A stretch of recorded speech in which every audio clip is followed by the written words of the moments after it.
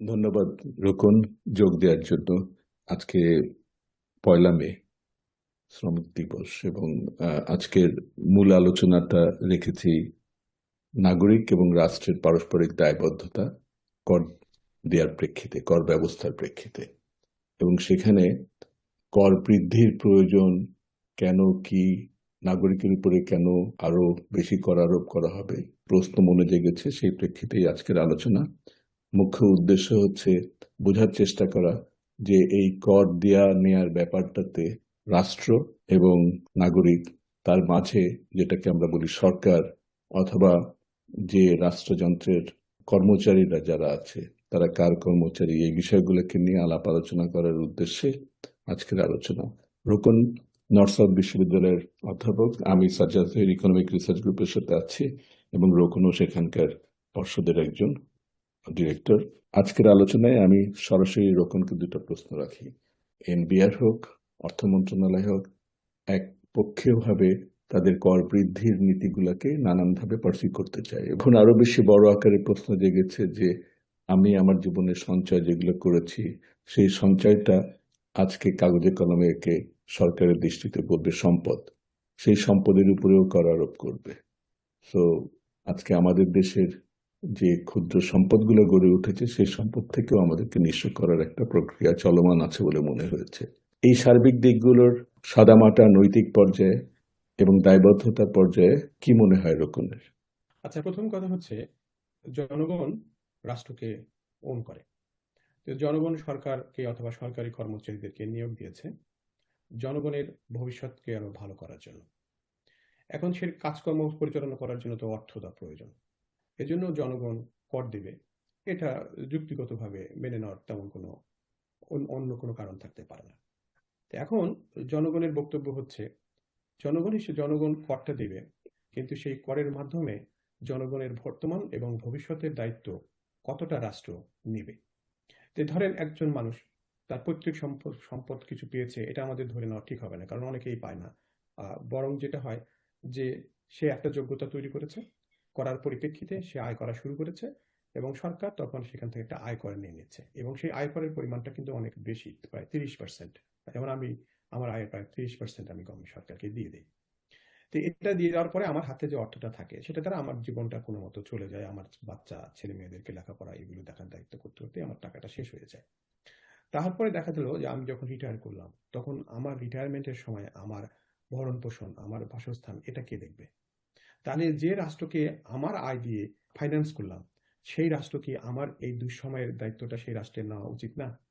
এখন কেউ বলতে পারবে যে রাষ্ট্রকে নিতে গেলে রাষ্ট্রের তো অনেক সীমাবদ্ধতা আছে, কিন্তু দেখেন সেই রাষ্ট্র যে কর্মচারীগুলোকে আমরা নিয়োগ করেছি, তারা কিন্তু তাদের পেনশনের ব্যবস্থা করেছে, তারা কিন্তু চাকরি ছাড়ার পরে একটা নির্দিষ্ট ইনকামের ব্যবস্থা করেছে এই সরকারের মাধ্যমেই। তাহলে যে জনগণ এই কর্মচারীদেরকে বেতন দিল এবং এই রাষ্ট্রকে ফাইন্যান্স করলো, তাদের কোনো দায় দায়িত্ব সরকার নিল না, কিন্তু সেই কর্মচারীদের দায় দায়িত্বটা নিয়ে নিল, অর্থাৎ বৃদ্ধ বয়সের। এটা আমার কাছে একটা অমানবিক, একটা অযৌক্তিক বিষয় মনে হয়। দ্বিতীয় যেটা হচ্ছে, সে এই যে কর দিয়ে তারপরেও যে স্বল্প যে একটা সঞ্চয় করলো, সেই সঞ্চয়টা তার বৃদ্ধ বয়সে সে ব্যবহার করবে। এখন সরকার বলছে রাষ্ট্রের যে অর্থনৈতিক দুরবস্থা, তার পরিপ্রেক্ষিতে এখান থেকেও সরকারকে কর নিতে হবে।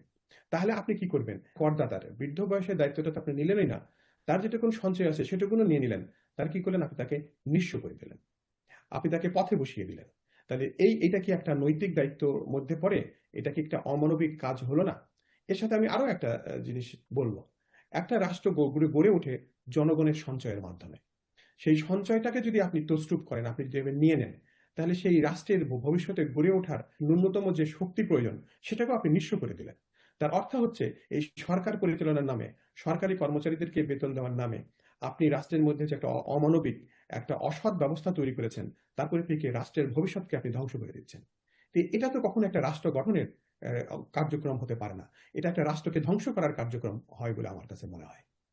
Thank you. এটা আসলে অনেক সময় আমাদের নাগরিকদের ভিতরের অনেকের আয়ের উৎসটা আবার সরকারি ব্যয়ের সাথে জড়িত, এবং এইটার সাথে এমন একটা ওতপ্রোতভাবে নাগরিক সমাজেরই একটা অংশ কিন্তু জুড়ে আছে সরকারি ব্যবস্থাপনার সাথে।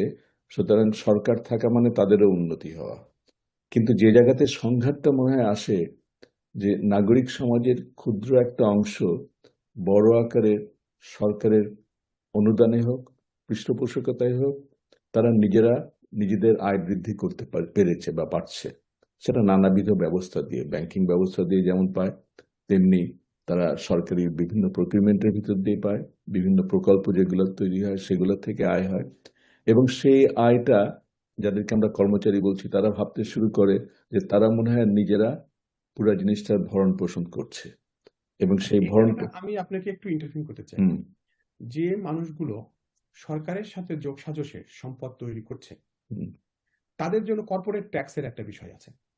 কিন্তু যে মানুষটা ইনকাম ট্যাক্স দিচ্ছে, সে তো কোথাও কাজ করে সে একটা ইনকাম তৈরি করছে, সেখানে তো সরকারের সাথে এ যোগসাজশের প্রশ্নটা আসছে না। সরাসরি নাই, কিন্তু ইনডাইরেক্টলি সরাসরি আসছে থাকতে না। পারে। এখন আপনার আবার যে মানুষগুলো সরকারের সাথে যোগসাজশ করে রাষ্ট্রকে শোষণ করে সম্পদ তৈরি করলো, এই মানুষগুলোর অধিকাংশ করছে কি, এই সম্পদটা দেশের বাইরে পাঠিয়ে দিচ্ছে, হুম এবং এটাও আবার সরকারি কর্মচারীদের সাথে যোগসাজশ করেই করছে। এবং সেই সম্পদেরকে ফিরিয়ে আনা তো দূরের কথা, সেই সম্পদের উপরে ট্যাক্স আরোপ করা, এটার উপরে কিন্তু সরকারের কোনো হাত থাকছে না। কিন্তু যে মানুষগুলো দেশের ভিতরে সামান্য সঞ্চয় তৈরি করলো, আপনি সেইটাকে নিতে আসছেন, এবং তখন সে যদি যুক্তি দেন আপনি তো সরকারের যোগসাজশেই এই সম্পদটা তৈরি করেছেন, এই যুক্তিটা তো আমার কাছে গ্রহণযোগ্য মনে হবে না। আমি তোমার ক্ষোভের কথাটুকু এবং যে কথাটা বললে অযৌক্তিক এবং অনৈতিক, আমি ব্যক্তিগতভাবে এটাকে পক্ষে থেকে দুটা কথা বলে আজকের আলোচনাটুকুকে শেষ করব। সেটা হচ্ছে যে দুইটা দিক। একটা হচ্ছে আমরা আয় করছি, ইন্ডিপেন্ডেন্ট অফ সরকার অনেক জায়গায় আয় হচ্ছে, অনেক কিছু জিনিস সরকারের কর্মকাণ্ডের সাথে যুক্তও থাকতে পারে, কিন্তু সেই আয় থেকে একটা কর নিচ্ছে, যেটা ভরণ পোষণের জন্য শুধু না, এমনকি আরেকটা ফান্ড তৈরি করাও সম্ভব ছিল, যে ফান্ডটা দিয়ে আমাদের ভবিষ্যৎটাকে নিশ্চিত করা যেত। কিন্তু সেই ফান্ড তৈরি করার দিকটাতে আমরা যেতে পারিনি সরকারি পর্যায়ে, সামষ্টিক পর্যায়ে পারিনি। সরকারি কেবল প্রতিষ্ঠানগুলো তারা তাদের ভবিষ্যৎ পেনশনের বিষয়গুলো নিশ্চিত করেছে, কিন্তু যারা সেটার বাইরে প্রাইভেট সেক্টরে আছে, অধিকাংশ ক্ষেত্রে সেই পেনশন ব্যবস্থাটাকে নিশ্চিত করা সম্ভব হয়নি।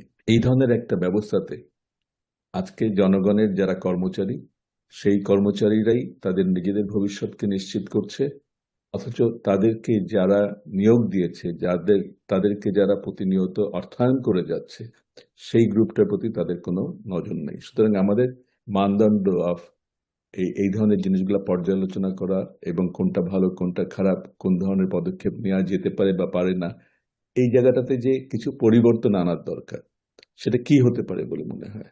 যে আমি যখন এই ব্যবস্থাটা দেখি, তখন আমার কাছে কলোনিয়াল সময়ের কথা মনে পড়ে, যে কলোনিয়াল ফোর্সের কাজটা কি ছিল। সেটা হচ্ছে কলোনির জনগণের কাছ থেকে সম্পদকে এক্সট্রাক্ট করা, করে তাদের একটা ল্যাভিশ জীবনযাপন তাদের কর্মচারীদেরকে নিয়ে তারা এখানে করতো, এবং বাকি অংশটা কলোনি থেকে সম্পদটা পাঠিয়ে দিত। ঠিক বাংলাদেশে আমার কাছে মনে হচ্ছে এরকম ব্যবস্থাটা চলছে। অর্থাৎ এখন আমার যে সরকারি কর্মচারী আছে, আর সেই কর্মচারীর সাথে যোগসাজশের নামে যে আরো কিছু ব্যবসায়িক অথবা অন্য মহল আছে, তারা কি করছে, জনগণকে শোষণ করে তারা একটা ল্যাভিশ লাইফ লিড করছে, এবং সেই সম্পদের একটা অংশ তারা দেশের বাইরে পাঠিয়ে দিচ্ছে, এবং এই জনগণের দুর্দিনের কোনো দায় দায়িত্ব তারা নিচ্ছে না, এবং জনগণ সামান্য সঞ্চয় করে নিজেরা এম্পাওয়ার হোক, দেশকে আরো সমৃদ্ধিশালী করুক, এ ব্যাপারে তাদের কোনো নজর নাই। অতএব এটা একটা স্বাধীন রাষ্ট্রের কার্যকর্ম আমার কাছে মনে হচ্ছে না। আমার কাছে মনে হচ্ছে এটা কলোনিয়াল একটা এক্সট্রাকশন প্রসেস এই দেশের মধ্যে অপারেট করছে। অতএব এই কলোনিয়াল মাইন্ডসেট থেকে বেরিয়ে আসতে হবে, বেরিয়ে এসে রাষ্ট্র গঠনের দায়িত্ব নিতে হবে। যে সরকারি কর্মচারীদেরকে নিয়োগ দেওয়া হয়েছে, এবং সেই সরকারের সাথে যারা কাজ করছেন, তাদের মূলত কাজ হচ্ছে রাষ্ট্র গঠনের কাজ, এবং সেখানে সততার যেমন দরকার আছে, নৈতিকতার যেমন দরকার আছে, সেখানে যোগ্যতারও সেই দরকার আছে। তা আমার কাছে মনে হচ্ছে অসততা এবং অযোগ্যতা এবং দায়িত্বহীনতা, এই তিনটা একসাথে হয়ে রাষ্ট্র গঠনের নামে রাষ্ট্রকে শোষণ করার একটা কর ব্যবস্থার মাধ্যমে একটা যন্ত্র তৈরি করা হয়েছে। এই ডিজিজ থেকে আমাদেরকে বেরিয়ে আসতে হবে। তুমি যেটা বললে তার সাথে আমি কনসেপচুয়ালি একটা পয়েন্টই শুধু অ্যাড করব, যে আসলে সম্পদের সাথে সত্তার একটা সম্পর্ক আছে। জি, আভ্যন্তরীণ সম্পদ গড়ে ওঠা নিজেকেই শক্তিশালী করে, কিন্তু জি, সেই সম্পদটাকে ধ্বংস করাটা কিন্তু রাষ্ট্র ব্যবস্থা ধ্বংসেরও একটা প্রাথমিক লক্ষণ। পুনরায় আবার সেই বেজ লেভেলে ঠেলে দিবে সমাজকে, যেটা উপনিবেশিক ব্যবস্থার একটা বড় বিষয় ছিল। ধন্যবাদ রোকন। আজকে এই আলোচনাটা কেবল শুরু করার জন্য, আগামীতে এর কতগুলো তাত্ত্বিক দিক আছে, এমনকি অর্থনীতির অঙ্গনে কর ব্যবস্থাটাকে যেভাবে দেখে আসছে সেটাকেও পর্যালোচনা করার সময় আসছে, এবং নতুন করে ভাবার দরকার যে কোন মানদণ্ডের ভিত্তিতে আমরা নীতিকে দেখব। সেই বিষয়গুলো ডিসেন্টেঙ্গেল করার জন্য আমরা আগামীতে আবার জড়ো হব। Thank you. ধন্যবাদ আপনাকে।